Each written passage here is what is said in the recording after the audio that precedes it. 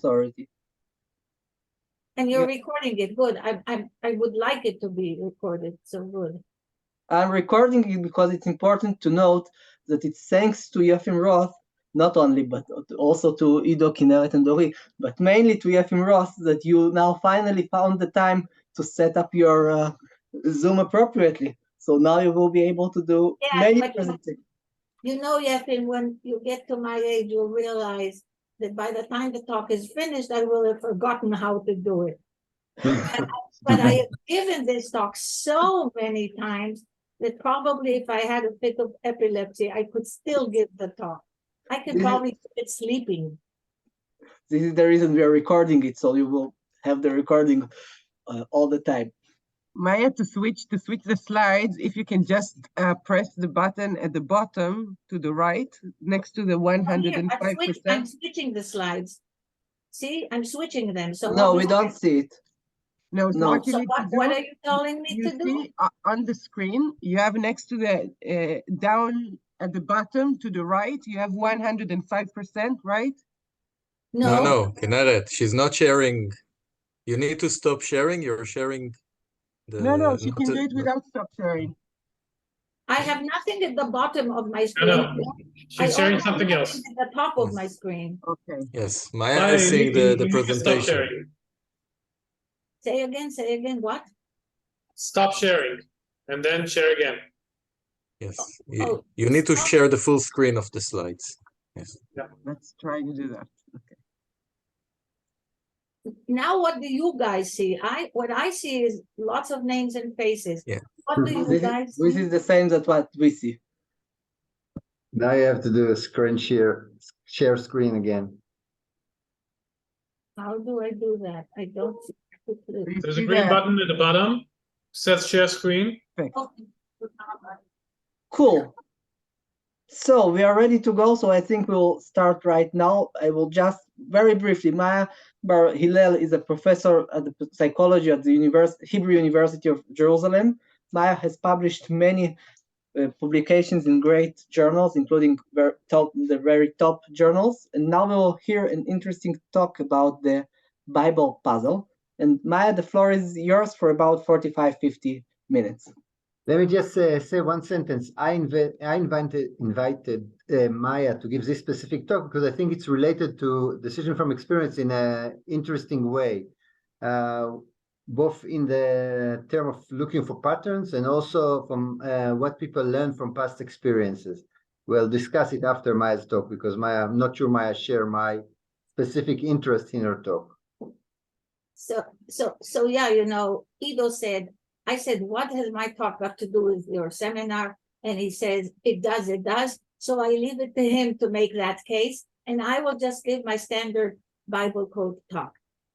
However, my standard Bible code talk takes about 90 minutes. And I only have 45. So the reason I have this slide is because if any of you, if I have to be cut it off in the middle, you can make it all up either by reading the paper listed here or by listening to any one of many talks of mine that are on the internet, although I believe most of them are in Hebrew. So after this one will be recorded, maybe there will be one in English as well. And it will be kind of amusing if I have enough time to present the riddle and not the solution. But if that is the case, it will give you all a chance to see that although the solution seems very obvious in hindsight, it was not at all obvious while it was occurring.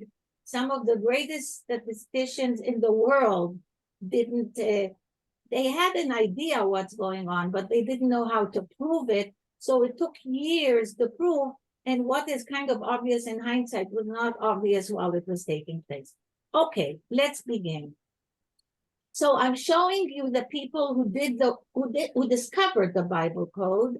And for those of you who know Israeli culture, you can tell right away that they are Orthodox practicing Jews. You can tell it by the way they dress. And these are the code busters. And you can tell just by looking at them that they are not. Okay, and this is the guy who coded the term or the name, the Bible code. And he died during the pandemic, although as far as I know, not from COVID, just during the COVID years. And his book, The Bible Code, was an instantaneous bestseller, so much so that the New Yorker actually ran this little cartoon. Hey, guess what we're having for dinner tomorrow? Because the code purportedly predicts all future events.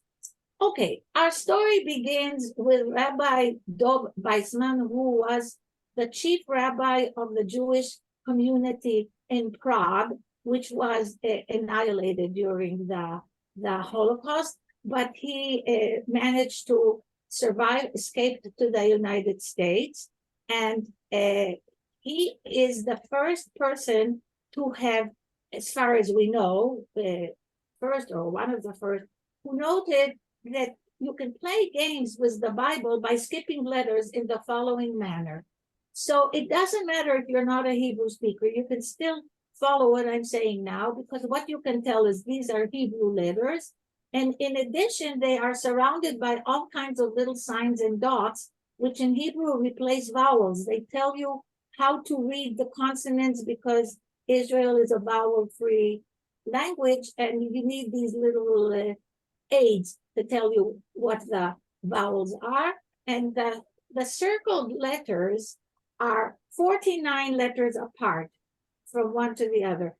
Some people count the letters in between and then it's 49. Some people count the letter and then it's a 50 skip, whether you call it the skip of 49 or a skip of 50, starting from the first equivalent of the consonant T in the book of Genesis and skipping 50 letters, you get the spelling of T-O-R-A, which spells Torah, which is the Hebrew word for Bible. So here in the Bible, with equidistant letter skips, that's the term that Winston and Rips gave this methodology, you can spell words that way. Of course, you can do it in English too. Of course, you can do it in, I suppose, in all languages, because languages have limited alphabets. The Hebrew one, I believe, has 22 letters in it. And especially when you're not constrained by vowels, it's very easy in Hebrew to find all kinds of words in equidistant letter skips. I once had one of my colleagues look up the word Maya, which in Hebrew is spelled with just 3 letters. I guess it would be the equivalent of M-Y-A or something like that. It's a 3-letter word, and these are common letters. And the number of times you can find Maya in the book of Genesis with an equidistant letter skip is in excess of 300,000 times, even though the book of Genesis itself only has about 64,000 letters in it. And I'm sure you can see why that is possible. Now, one might say, but 50 is a special number and you're counting all skips of all sizes. Yes, that is true. But in fact, in Hebrew, all numbers are special number. Every Passover, we sing over the Seder, we sing the song that says, what's so special about 1? What's so special about 2? What's so special about 3? What's so special about 4? Etc., etc., etc. And when you take a number that exceeds the number in this song, then there is a method called gematria, which is assigning numerical values to letters, and then doing all kinds of tricks by saying that one thing is equivalent to another because the sum of their letter counts is the same. So believe me, all numbers are special in Judaism, and the number of tricks one can do with letters and sequences is kind of infinite in Hebrew. Okay, now I'm trying. Oh, okay. Now, actually, it occurred to me that since I'm giving this talk from the office, when I give it elsewhere, I show this slide, but when I'm giving it to you, I can actually show you the book. It's in my library. So this fellow, Don Witztum, who's the author of this book, when he heard about Rabbi Weissmandel's discoveries, I'm saying discoveries, although he had more than one. I'm not telling you all of them because I'm supposed to be brief. But you will notice as this talk goes on, that my tongue runs away with me, and I intend to move quickly from slide to slide, but then I get sidetracked and start telling you all kinds of stories. So Witztum heard about Weissmandel's experiments with equidistant letter skipping, and at the time that he heard about it, one could already use computers to do what Weissmandel did by eye and count. Weissmandel opened the book of Genesis and just counted 1, 2, 3, 4, 5, and found this skip of 50 letters, which is kind of remarkable when you consider that the Bible isn't written in rows that are of equal lengths. So I don't know the story of how he came about it, but I know what Don Witztum did. First of all, he hired somebody, believe it or not, he hired somebody to type in the book of Genesis, because when he was doing it in the 80s, he couldn't find a digital copy of the book of Genesis online that he could use, and he hired somebody to do it for him. So now he has the book of Genesis in digital form without all those little dots and signs that I told you. And he starts looking for things, and he invents a method of display that's very easy on the onlooker. He asks the computer to write out the full text of the book of Genesis in lines of equal number of characters. He omits all the punctuation marks and all the gaps between words. So he writes them, say, in rows of X letters each. And when you write things in rows of X letters each, then you can see equidistant letter sequences with the naked eye. Because anything that looks like equidistances in this method is an equal distance. It doesn't necessarily have to be the length of the rows. If things are 5 rows apart, and the skip is 5 times the length of the row. But you can see the words that he was looking for. You can see them laid out in equal distances on these pages that the computer was giving him.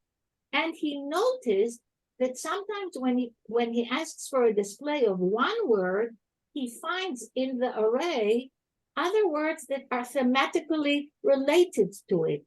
For example, in this display, you see in Hebrew letters, you see the word for New Year's. You have the Jewish date for the New Year.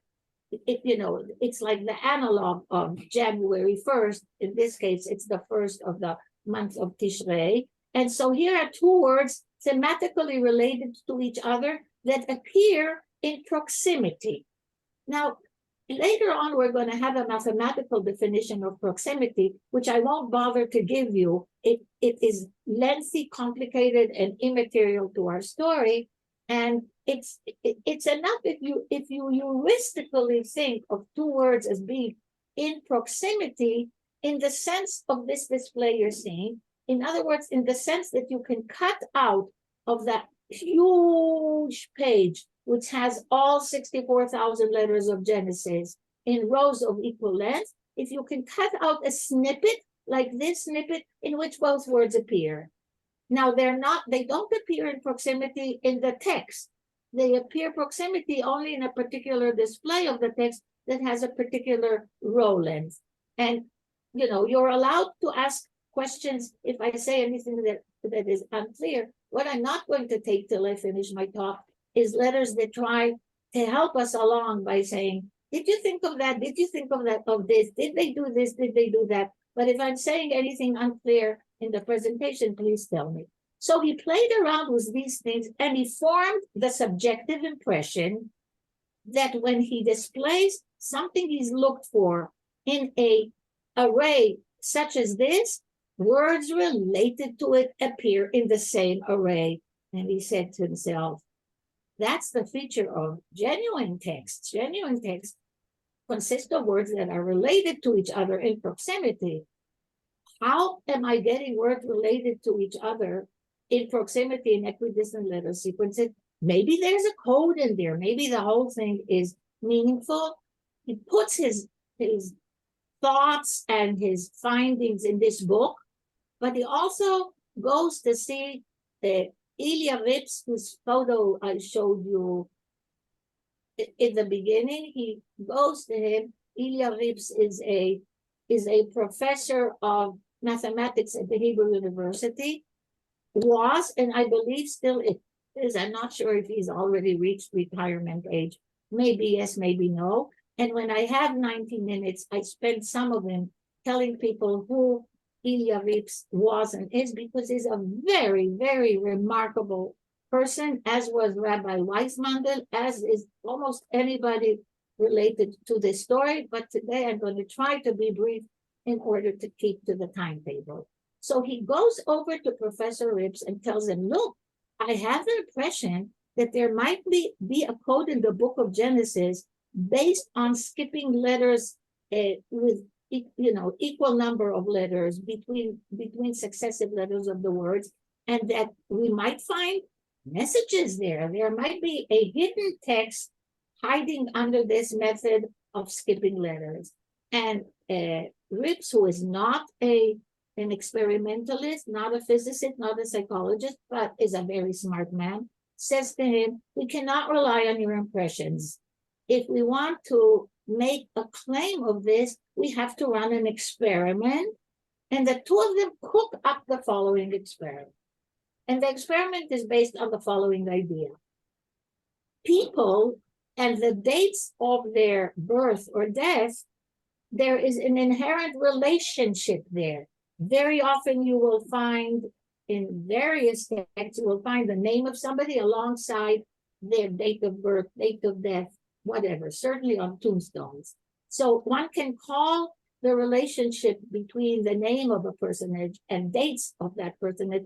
There's a thematic relation there.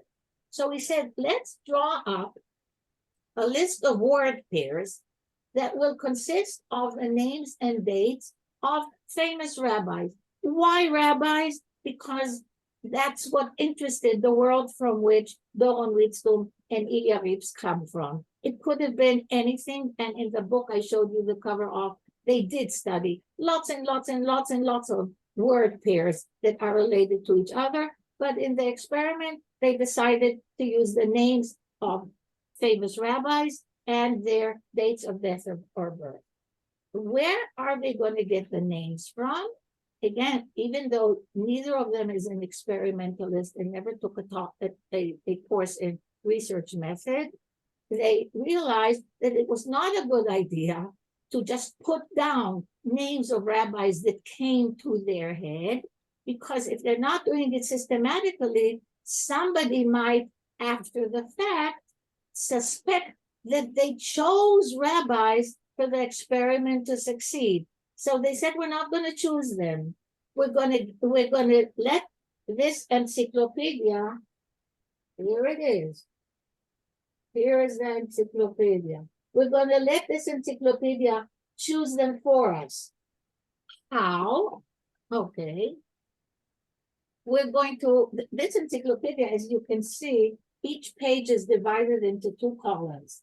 So they said, we're going to go through the 4 volumes of the encyclopedia, and we're going to look for rabbis that meet the following criteria.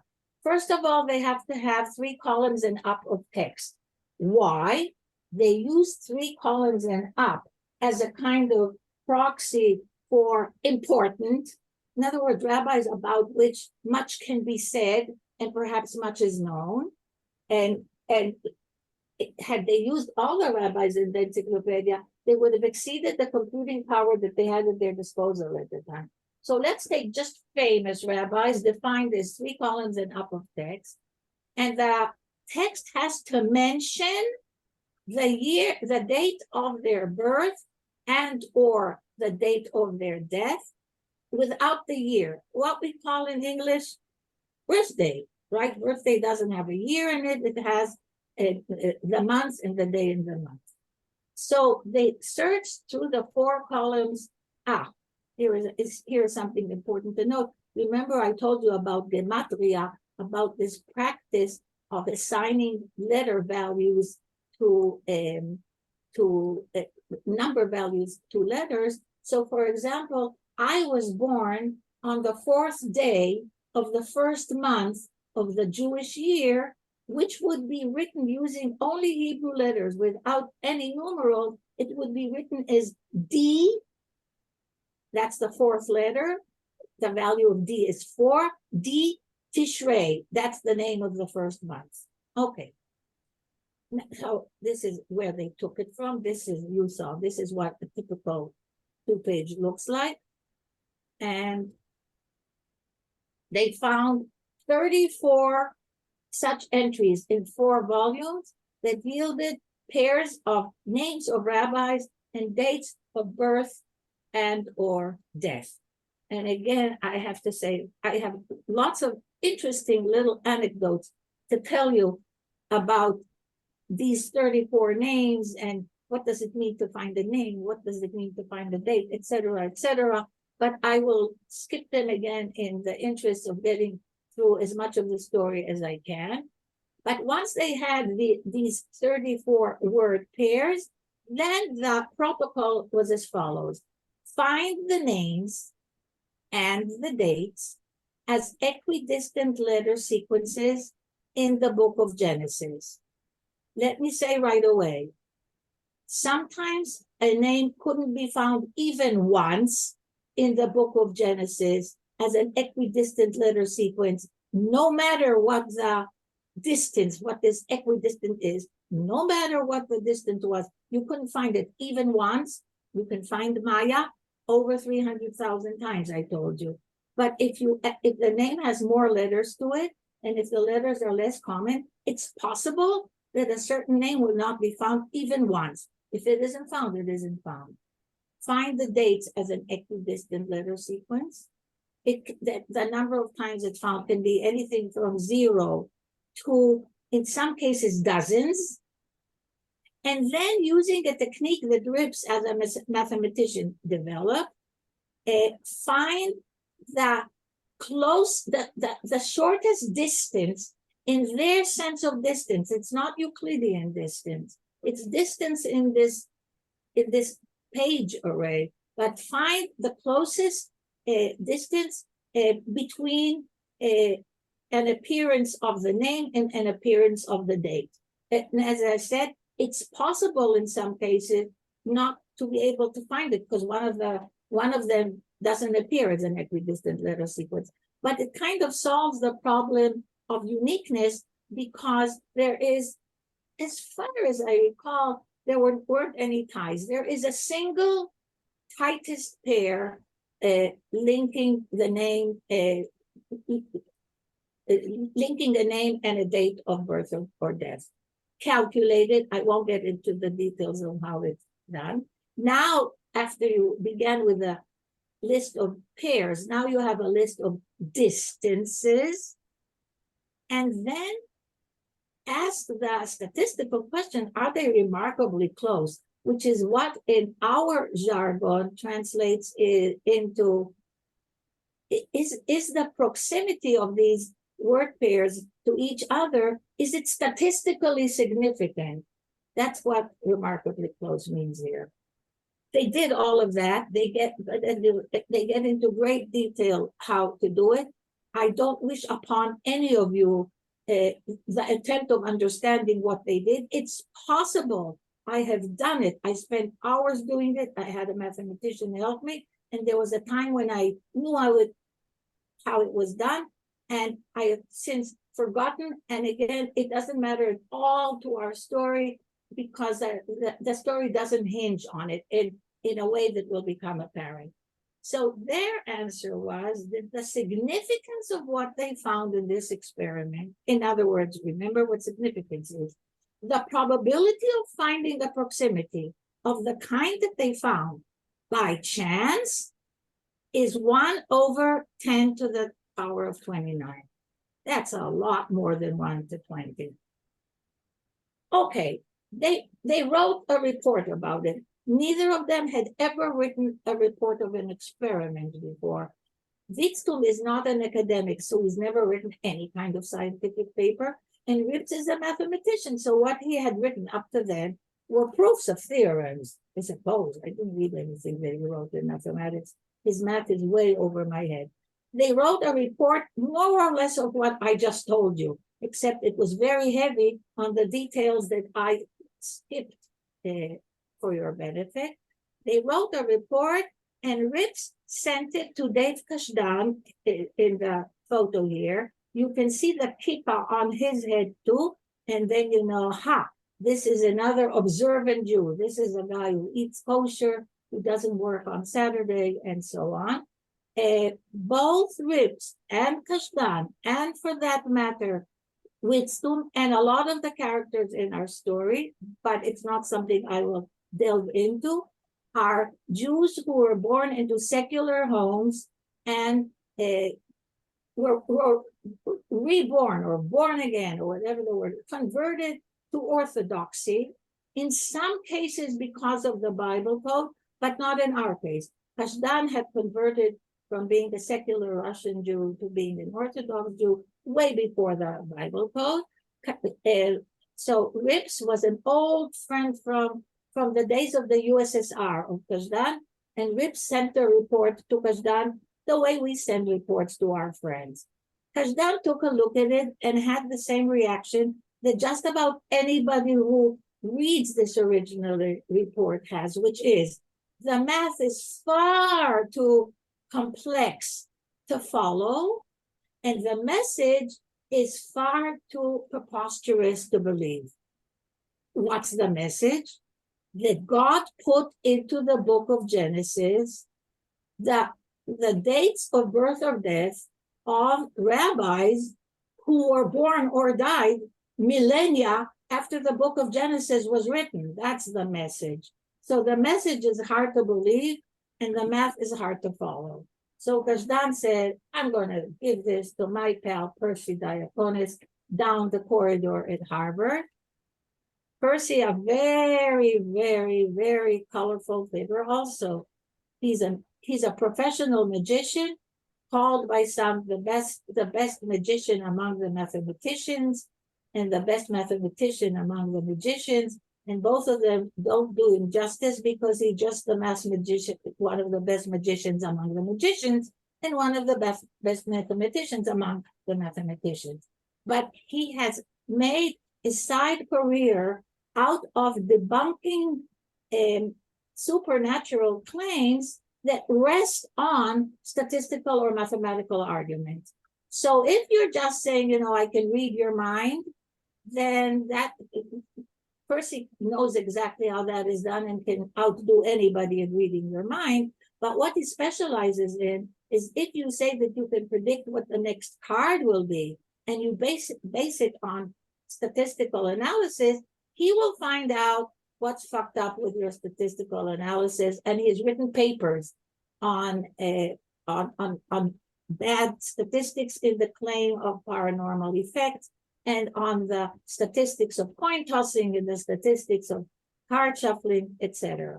Now, Percy was, I don't know, maybe one of the first people outside of the group that did this work to actually read the math. And apparently one of the first questions he asked was, he went over to Kashdan and said, who are these guys? And Kashdan said, they are my friends. They are honest. You can rely on them. Because the first thing that Percy thinks about any such claim is, why should I even believe that? Why should I believe that they did the experiment? And why should I believe the results that they report? For all I know, they're making it all up.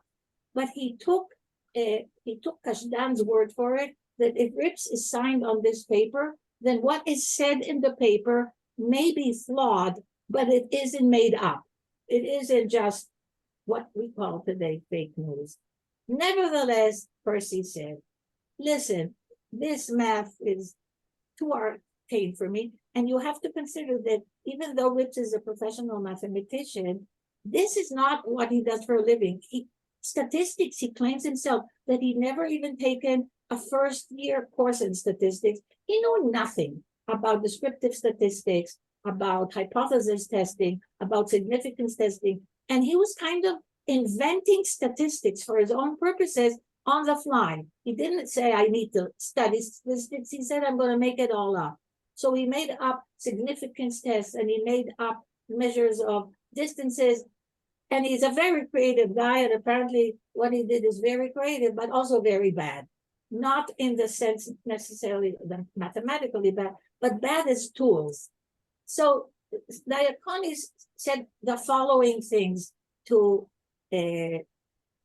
Kashdan and later to Bob Aumann. We'll come to him in a second. That our Israeli economist, who's also a Nobel Prize winner in economics and one of the fathers of game theory, they were all kind of involved on the fringes. And Percy said the following: this paper is inscrutable and the math is incomprehensible. So I need you to do at least two things. First, he said, you are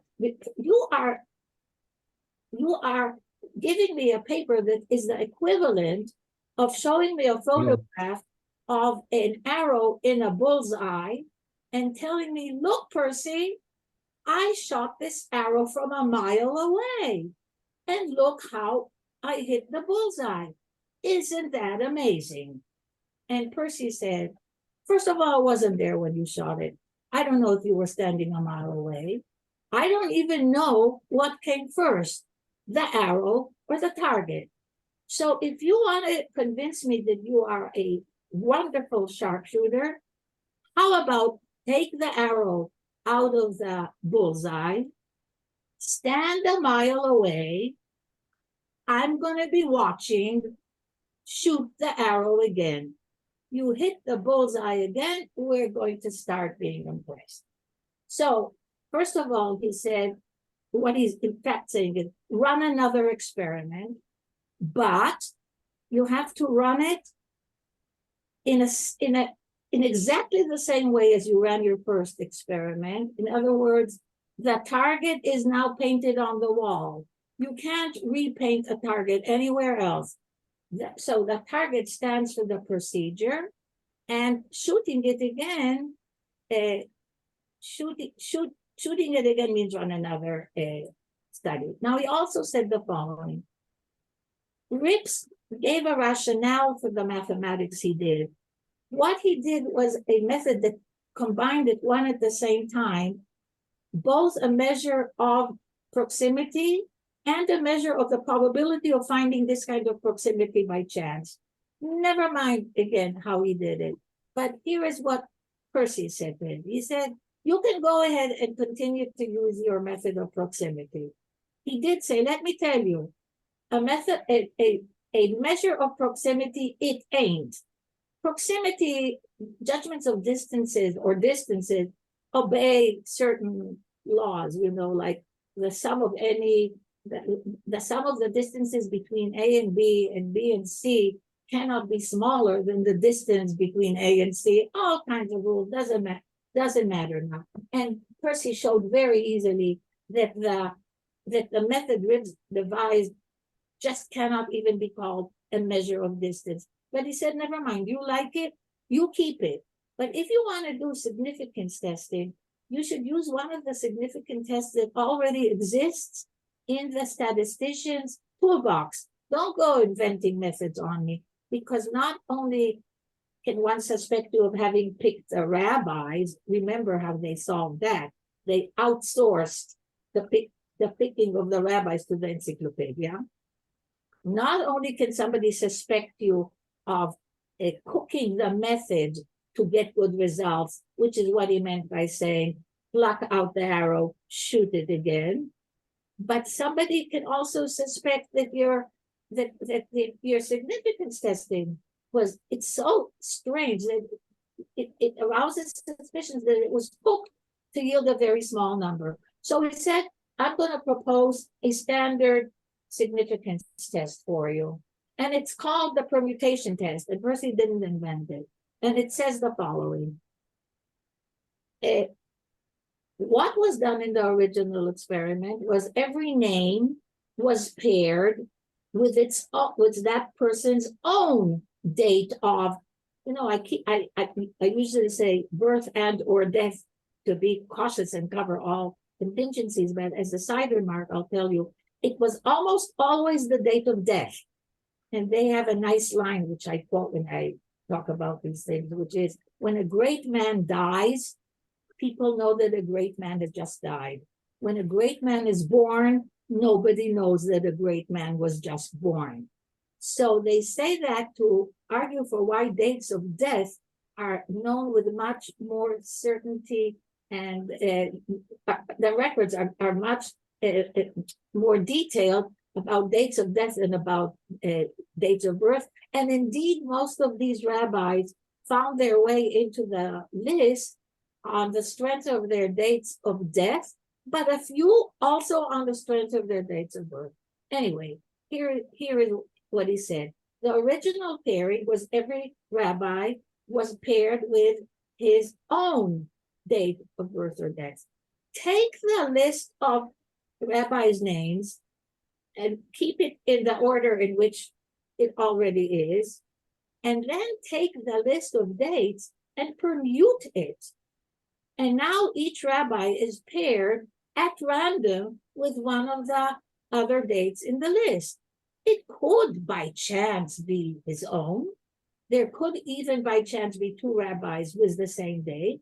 So it's not the case that all rabbis will necessarily be paired with the wrong dates, but it certainly is not the case that all rabbis are paired with the correct dates. So now you have pairs that are not based on historical fact. And do everything that you've done and that I've given you an idea of how to do it, and give me this number that you figured out. It'll yield a number. Now he said, do this a large number of times. That's called, by the way, the permutation test. And you can read this quote from their paper, why he insisted not just on a new method for calculating significance, but also on the new sample. And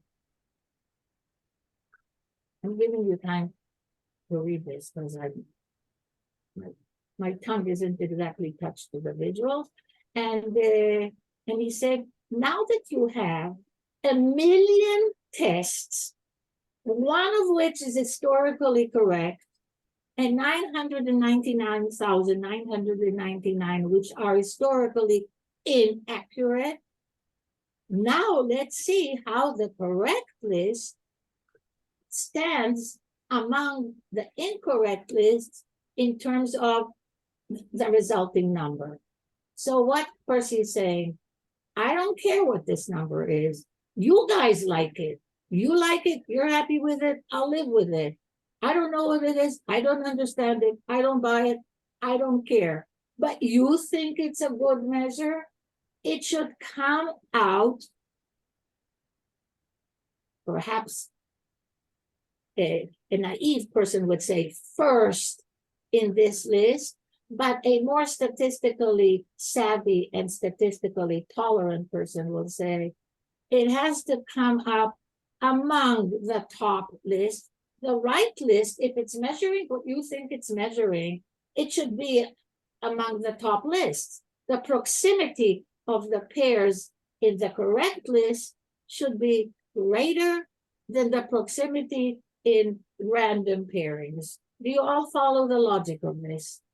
Now, you're not going to get anything like 1/10⁻⁹ if you run only 1 million permutations. It cannot do better than be first in 1 million.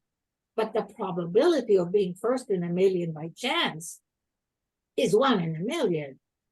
And the probability of being in the top 50,000 by chance is 1 in 20, which is our standard statistical level that we use. Anyway, the logic of using the permutation test to figure out significance is one that is clear. Anybody can understand the logic. And in fact, we use similar tests in our own work, not often the permutation test, but we know what it means, what 5% significance means. So they did it. In other words, what did they do? First of all, they have to have a new list, remember? Not just a new way of calculating significance. They have to have a new list. And it has to be made up in the same manner as before. There's one thing that they can't do again. They can't use 3 columns and up of text. Why? They've exhausted those rabbis. They didn't sample them. They used all of those who had 3 columns of text and upwards and a date of birth or death. So it's over and done with. So they moved to the next year, 1.5 up to 3 columns of text, and all the rest was as before, as before, as before. And then now they did 2 things. They did their own method on the correct pairs formed thereby, and then they permuted them 1,000,000 times and did the permutation test on the 1,000,000 results of the 1,000,000 permutations. And we haven't reached the publication stage yet. We're very close to it. But when they published it, they never published the results of the first list, because Percy had said, that's like a pilot. You don't publish the pilots. But we did. I mean, we did the work that they were said to do. We did it on the list because it was in the public domain. And the first list came out in place 40 among 1,000,000 permutations. That's better than 0.05. Not much better, but it's better. Okay, it's significant. Probably not significant enough to be a miracle. Oh, sorry. I'm at an order of magnitude off. I mean, for the 50 is not 5%, it's 0.5% significant. Anyway, it's very impressive. Not quite like 1 to the power of -29, but very impressive. Not published anywhere except in our work. But when they did the second list, which was the critical thing, it came in 4th place. And that's the end of the riddle. The end of the riddle in the sense that I had finished giving you what should be enough stuff to generally understand what people mean when they say that Witztum and Rips, WRR is Witztum, Rips, and Rosenberg, but believe me, Rosenberg has nothing to do with it. He's the guy who typed in the book of Genesis, so it'll be in digital form. And he's the guy who wrote the code for all of the math that Rips invented, but we long ago let him off the hook. So as far as we're concerned, we are talking to 2 people, Witztum and Rips, and you should have a general idea of what it means that they proved, only in the statistical sense of proof, the way we prove our empirical hypotheses, not in a mathematical sense of proof. They proved statistically that rabbis and their dates of death or birth appear in the book of Genesis closer to each other when written as equidistant letter sequences than one can expect by chance. And in fact, the probability that such proximity would be found by chance is 4 in 1,000,000. That's where we've gotten up to. Okay, let's see what we can do with the rest of the time. The rest of it's going to be much shorter because it's basically so apparent once it's done, and there's hardly any math involved. Okay, we have about 5-7 minutes. Okay, you stop me when you want, because the problem is going to be not mine. I know the end. You guys will have to look to the end elsewhere.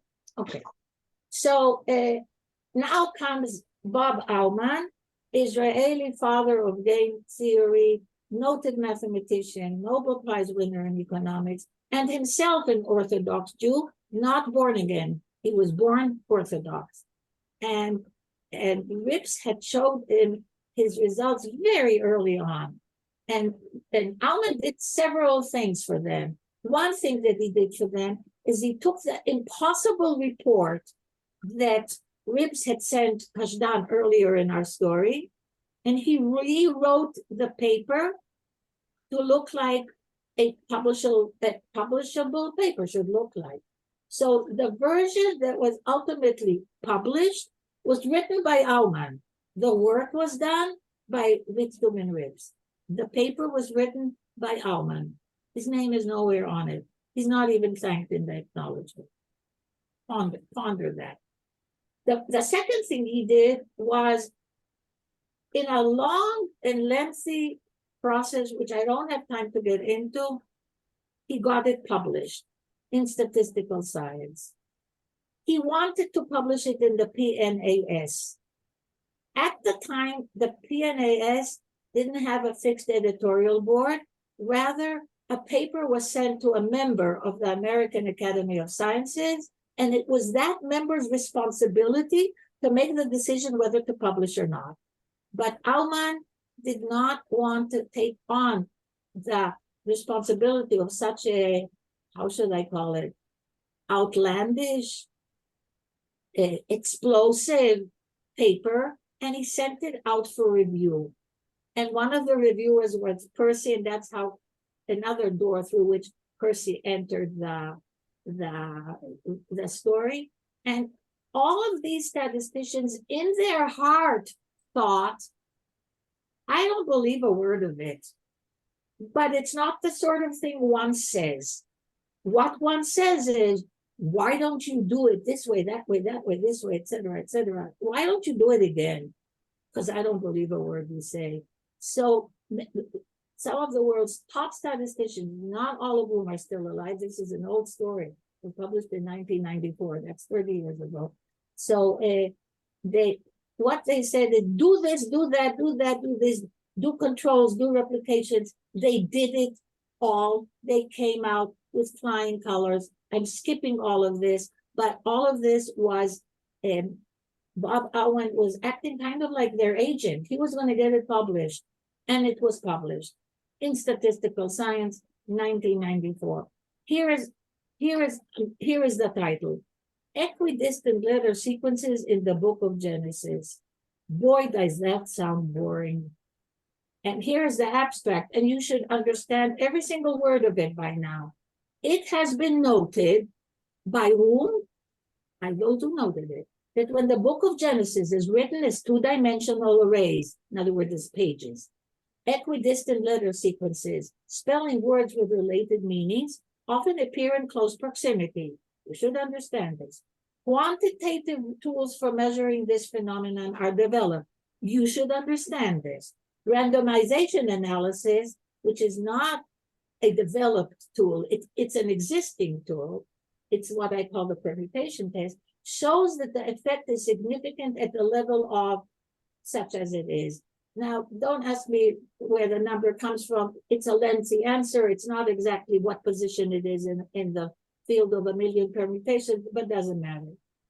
Okay, that's the abstract. Nobody reading this, it would occur to nobody that what this paper should have been called statistical proof that God wrote the Bible, because that's what it is.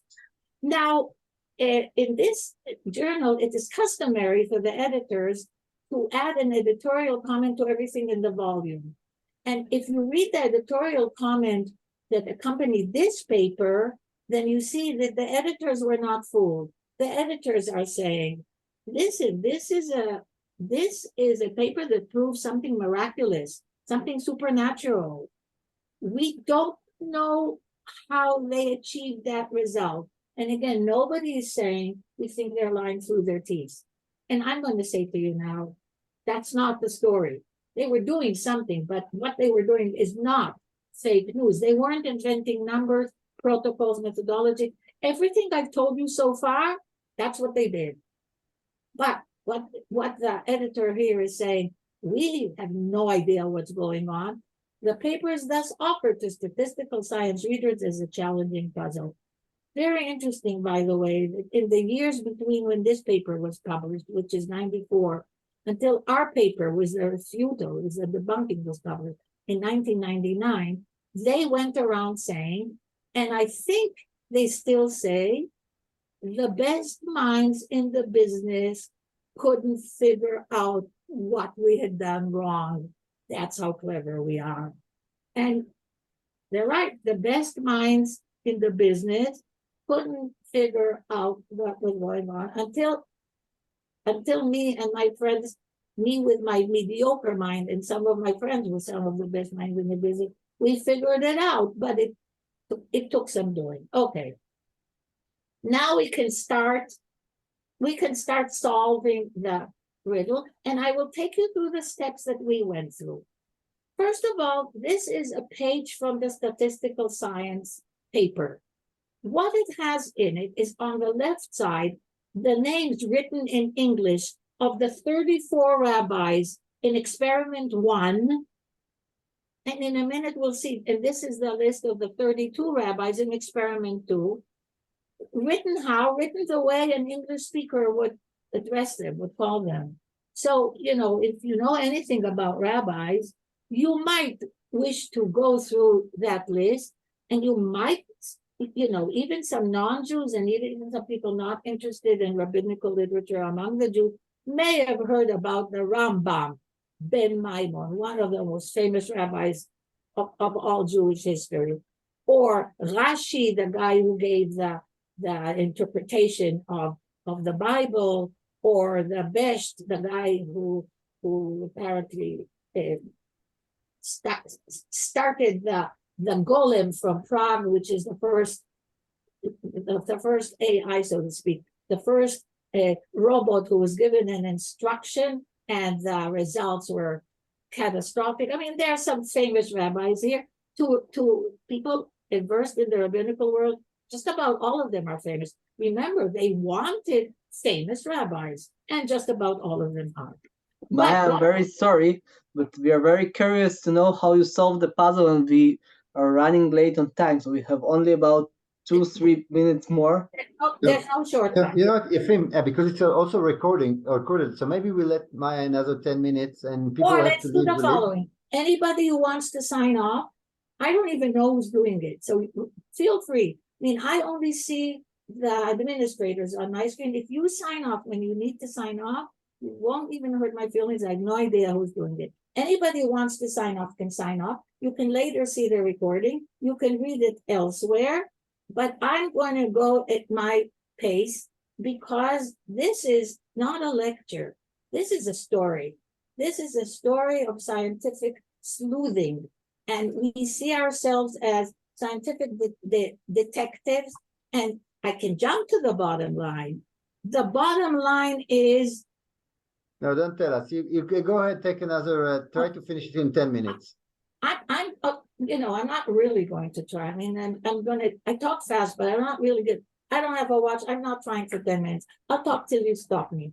But here's what I said. Here is what I suggest you do, because that's what we did.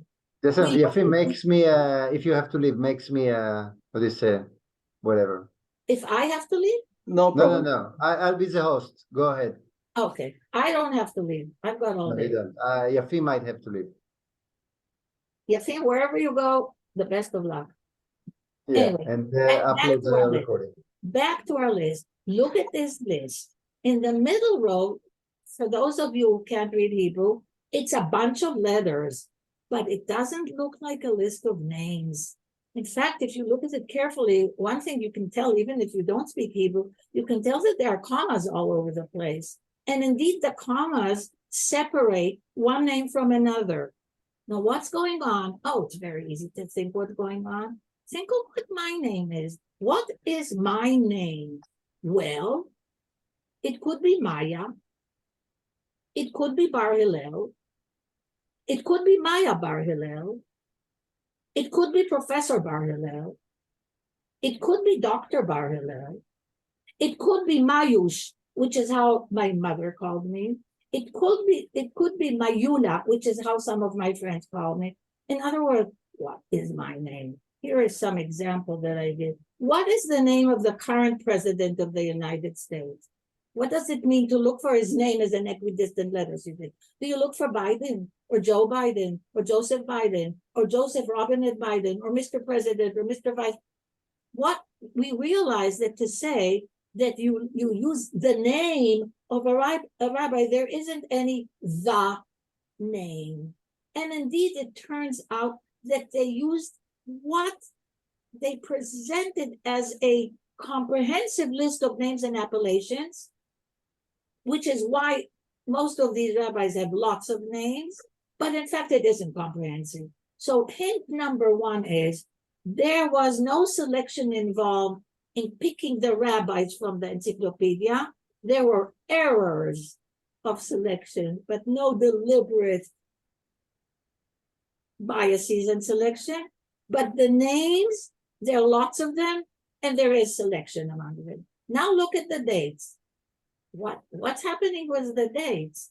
The dates also, if you look at it carefully, there are lots of dates, too many.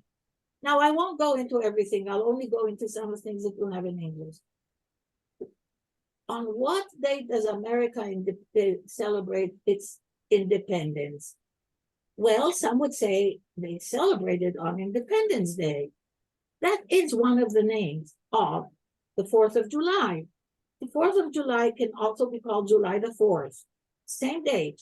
So dates too can be written in many a way. The 1st of January is the 1st of January, and it's January the 1st, and it's New Year's. It has lots of names. What does it matter? It matters because when up to now I said you look for the name and the date as an equidistant letter sequence, no, you don't. You look for a letter sequence as an equidistant letter sequence. And the letter sequences are different. So do you look for JULYFOUR, or do you look for INDEPND, etc., etc.? So it matters. The dates are same dates, the names are the same names, the letter sequences are different. So that's the first hint that we get that there is some, let's call it wiggle room here.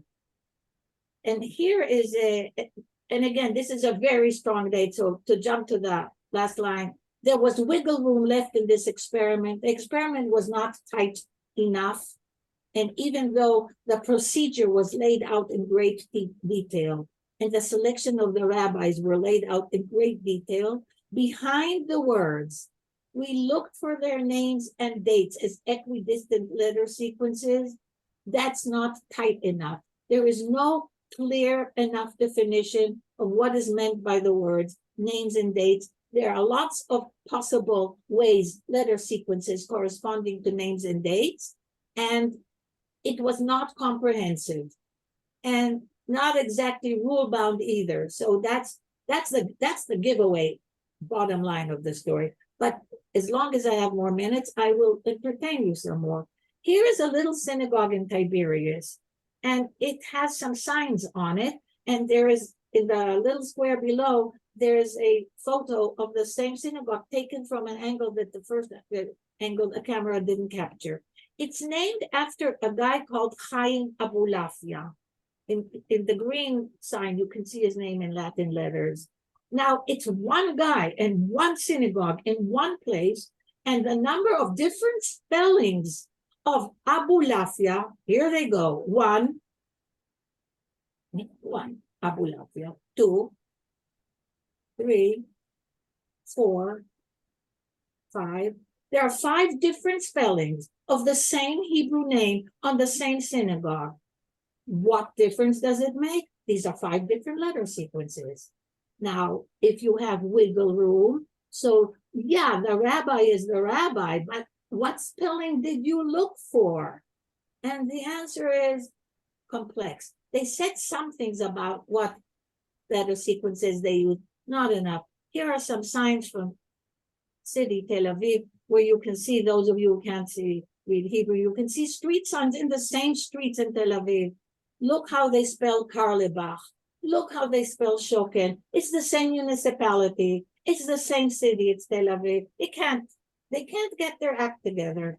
So if you say, let's look for the street as an equidistant letter sequence, under what spelling?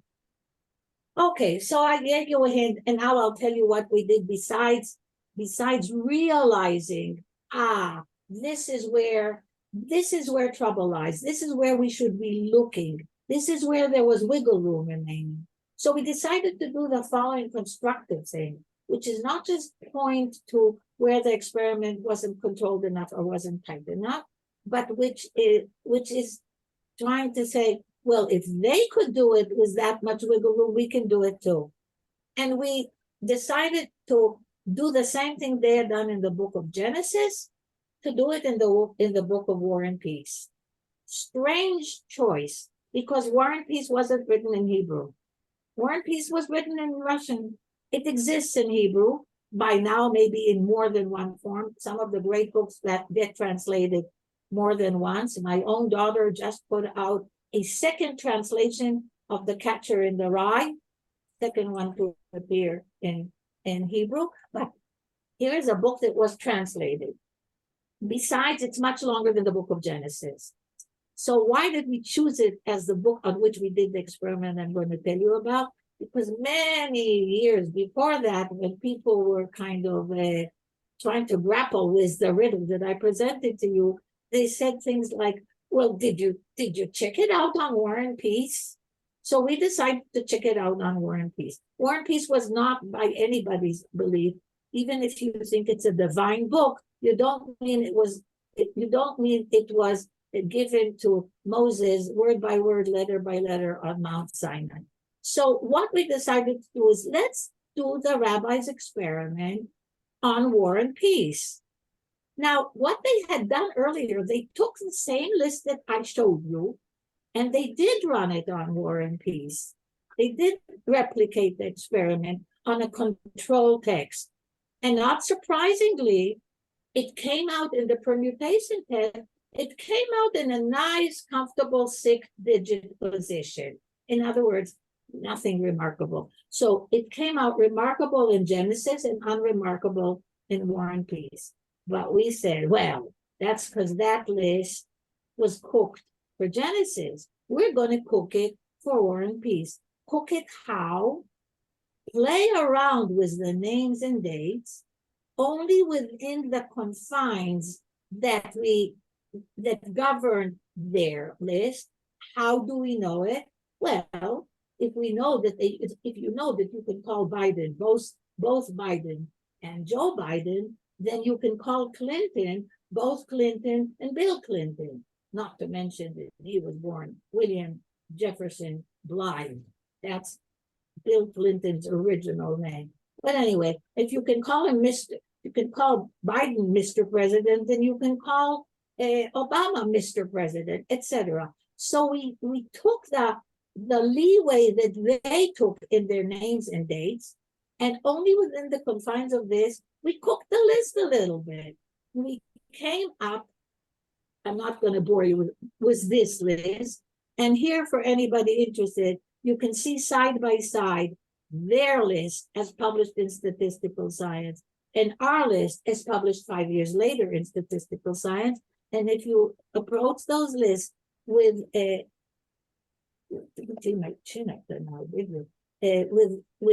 binoculars, you will see that 70% of the names are the same, and the rest are equally legitimate in a sense I don't have time to go into. And here I'm pointing, I'm going to skip this. And we ran it not on 1 million permutations, but since it was years later and computers were stronger, and our programmer, Brendan McKay, whose photo I showed you, one of my first photos, is a more accomplished programmer than their programmer was. We ran it on War and Peace with 10 million permutations, and the list came out in 12th place. So the solution, in other words, is what looked to be like a type experiment, and when Percy stepped in, what he thought was he had closed in on all possibilities of playing around, of cooking, of fishing. He thought that he had forced them into something that they can't play around with, and therefore he also expected failure. Was a success because he had not closed off all avenues. We discovered what the avenues were. I didn't detail how. We proved that these were avenues. We exploited the avenues and therefore managed to replicate their result in a book that has nobody sees any reason why Tolstoy would have known the names of rabbis who were born and dead, even though they were born and dead centuries before he wrote and not centuries after he wrote. And there are more slides, but there's not more time. So thank you very much for your attention. And if any of you want to stick around and ask questions, I'm here. Thank you. Thank you. Thanks, Maya. Thank you for Maya, inviting me. thanks. That was it's really amazing story. Thanks. Thank you.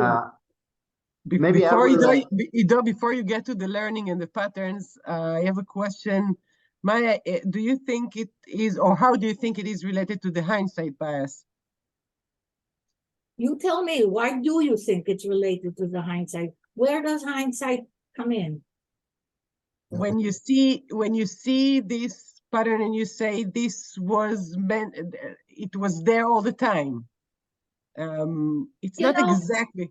The reason I didn't see what you mean, and now I do, is because that's an early and irrelevant part of my story. In other words, you're going back to asking the question, what made Witztum think he's seeing something here that is more than random phenomena? And what I'm addressing myself is from the moment when they said to themselves, maybe this is only random, let's put it to a test.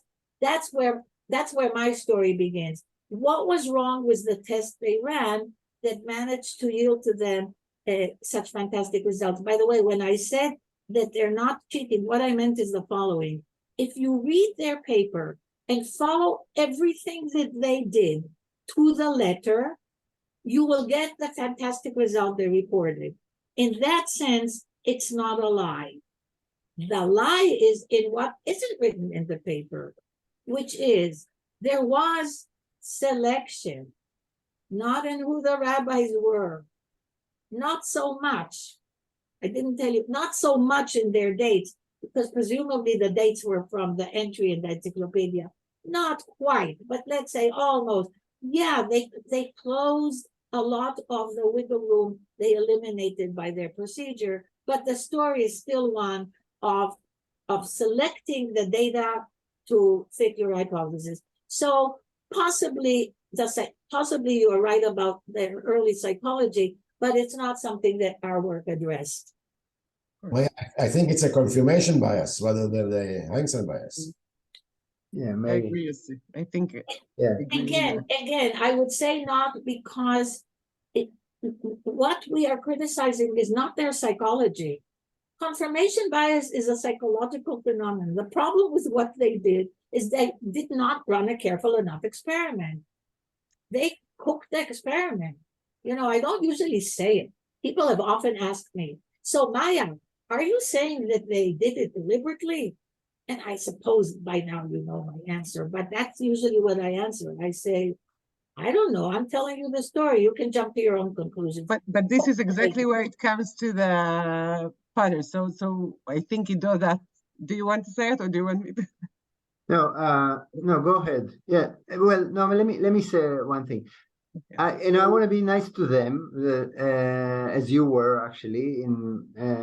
So maybe they did not notice that they were playing. So maybe they thought, you know, and maybe this is related to decision from experience. You know, like our argument that much of decision from experience is people seeing pattern even when they do not exist, and then forgot that they ignore evidence against it. This is basically And this is like a really important example that we think that we see that in the lab, that people cheat themselves or see something that does not exist.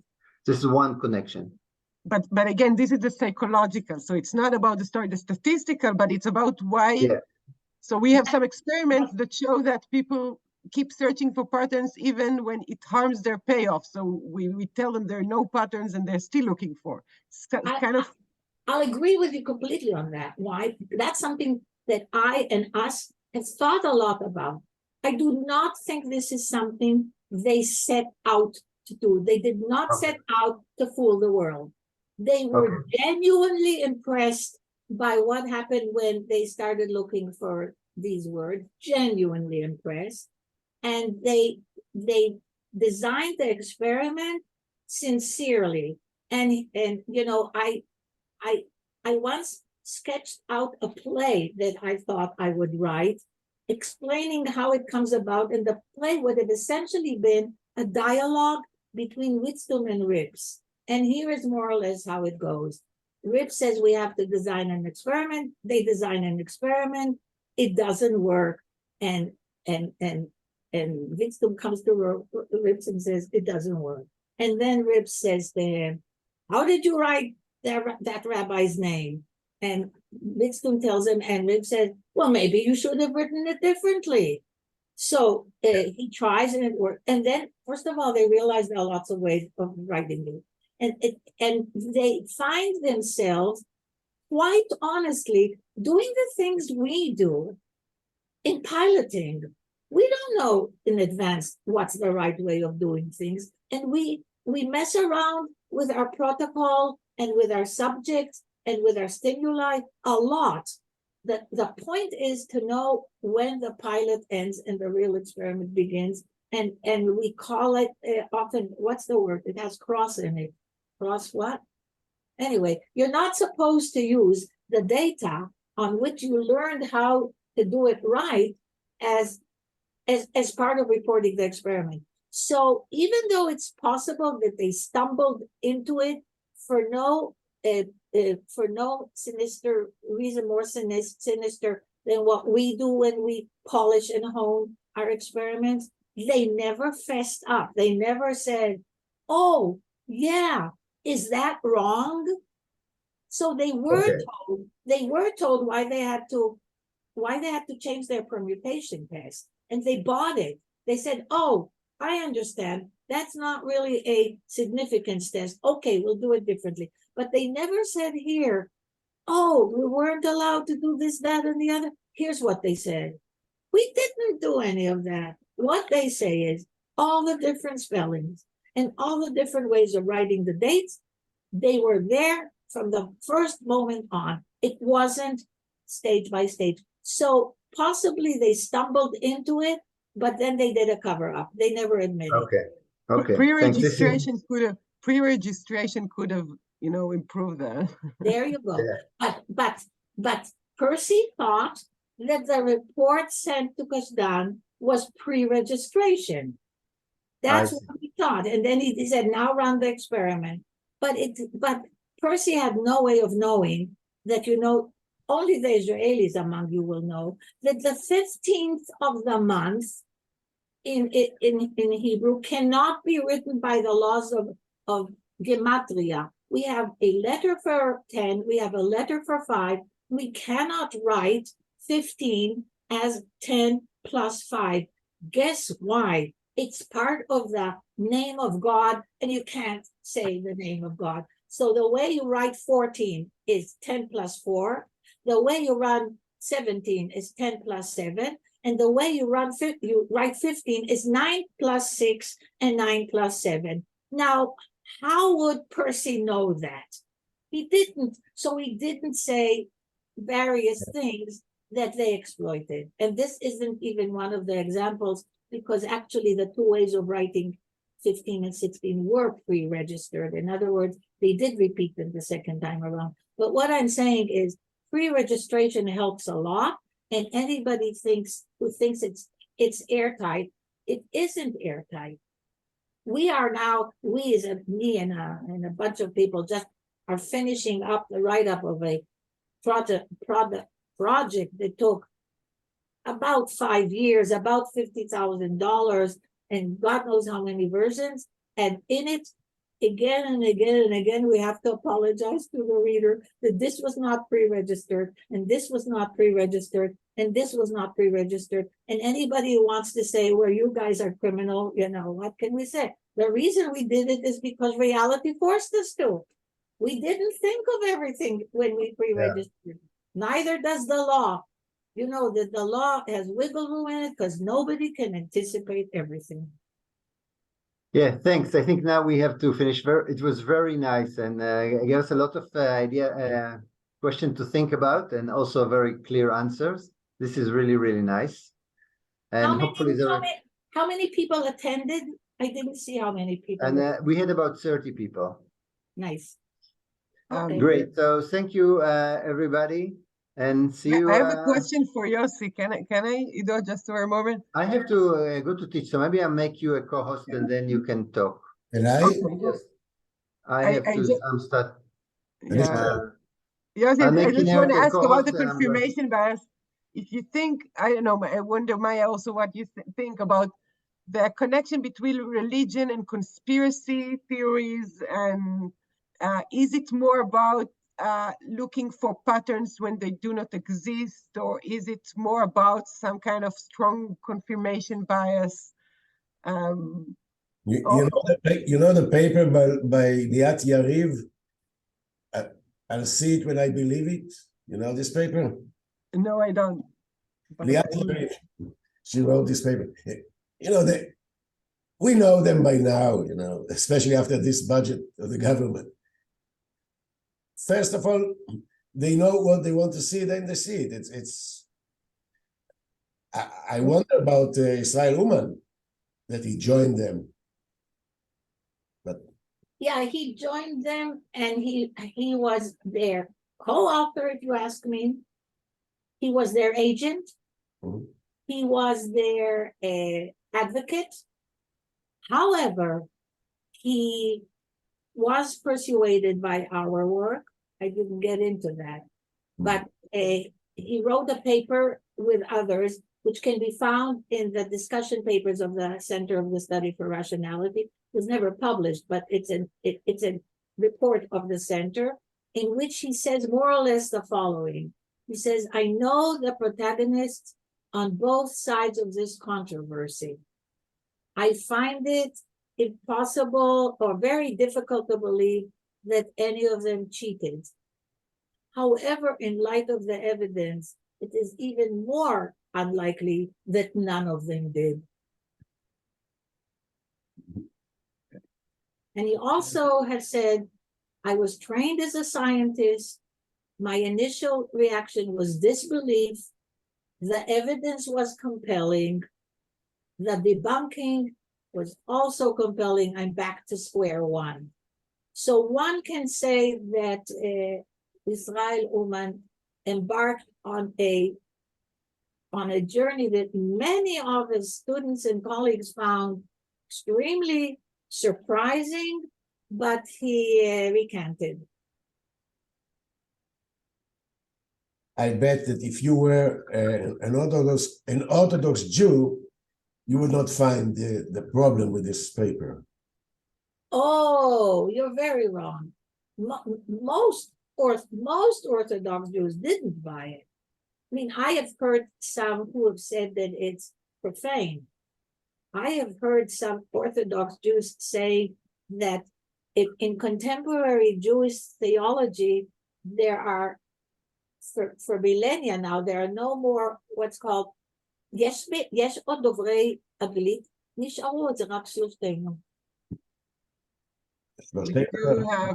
We do have 3 or 4. Yeah, I don't know if they're with us, but yeah. I mean, should I stay in English? Because I can stop the recording and we can do like a frequency, just a second. There are no more Nisim Gluyim since a certain period in history.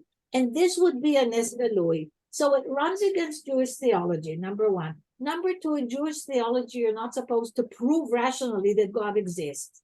The belief in the existence of God should be, theologically speaking, a leap of faith, not something imposed on you by rationality. So for many Orthodox Jews, this is anathema. This is un-Jewish for many of them. And for others, I've heard it say, you know, I once heard a lecture given by an Orthodox Jew to soldiers. And one soldier timidly raised his hand and said, so does this prove that God exists? That lecturer was presenting only the riddle, not the solution. And the lecturer said, you needed proof of that? So in other words, it's not at all clear. It's true that the people who believe it either were Orthodox or became Orthodox, but it's not true that that the people who are Orthodox believe it. Few believe it, and almost all of them are Orthodox. A notable exception is Michael Drosnin, who is dead by now, but I met him, I spoke to him, I knew him a little bit. I don't think he was a cynic. I don't think he was somebody who wrote this book without believing the word of it.